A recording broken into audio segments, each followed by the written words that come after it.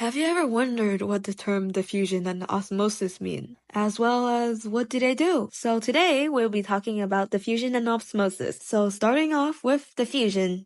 Diffusion is basically when the higher concentrations of the molecules evenly spreads out from highest concentration to lowest concentration as it covers more distance until the particles in the area evens out. An example of this is perfume. When a perfume is sprayed, it has a very strong smell as the concentrated perfume particles is on you. As time goes on, this perfume particle spreads out and evens out throughout the area, which then you could smell in the distance. Another example of this is food, like when you could smell it away from a distance, rooms away.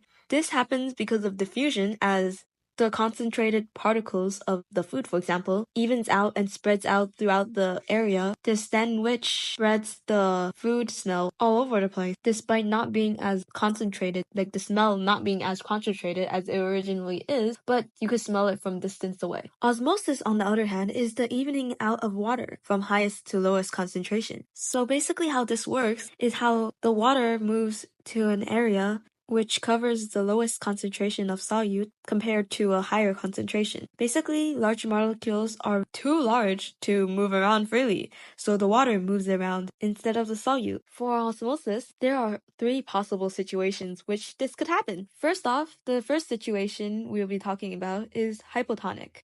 This is when the solute of the inside is greater than the solute of the outside, causing the water to move from the outside to the inside. In an animal cell, it would burst as there is too much water inside, whereas a plant cell, it will not burst due to the strong cell wall the plants have. So it won't burst, rather it will become turgid. Basically meaning it's gonna become fat and swollen looking. Usually, a way I usually remember this term, hypotonic, is how the first part, hypo, kind of reminds me of hippo. Basically like how fat hippos are. Like in a way, in animal cells, they're gonna explode, but for plant cells, they're gonna just swallow up and look like a water balloon. So it kind of reminds me of a big hippo. The second situation is isotonic. Isotonic is normally what the cells would look like. It is when water from the outside and inside are equal to each other. So the water moves around freely as they are equal. A way to remember this term is how it kind of reminds me of isolation. In a way, isotonic, like iso, reminds me of isolation, and isolation usually reminds me of being alone. So it's like no one can interfere with whatever you're doing, so you can move around freely since you're alone. Last but not least, there is hypertonic. So hypertonic is basically the opposite of hypotonic. Basically, this one is the opposite of the first one we talked about. Hypertonic is basically when the inside of the cell has fewer solute than the outside of the cell, causing the water to go out the cell. The cell starts to shrink, which makes it look wrinkled. In an animal cell, it may look like a deflated balloon, whereas in a plant cell, the cytoplasm will pull away from the cell wall. This is also known as plasmolysis.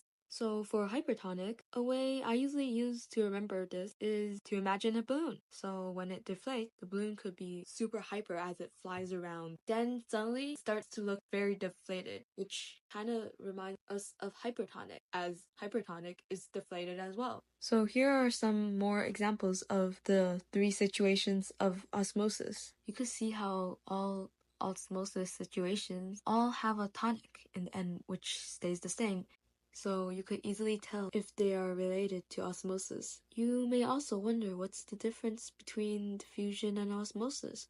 Well, diffusion is more like the evening out of the molecules in the air, whereas osmosis is basically like how water evens out the solute. So having this said, you've learned about diffusion and osmosis. The cell membrane also plays a big part in diffusion as well as osmosis. Osmosis and diffusion could happen due to the double cell membrane, where materials basically could go in and out of the cell. Small molecules such as oxygen and carbon dioxide could also move freely around the place as well. And that's all for today. Thank you for listening and have a great day.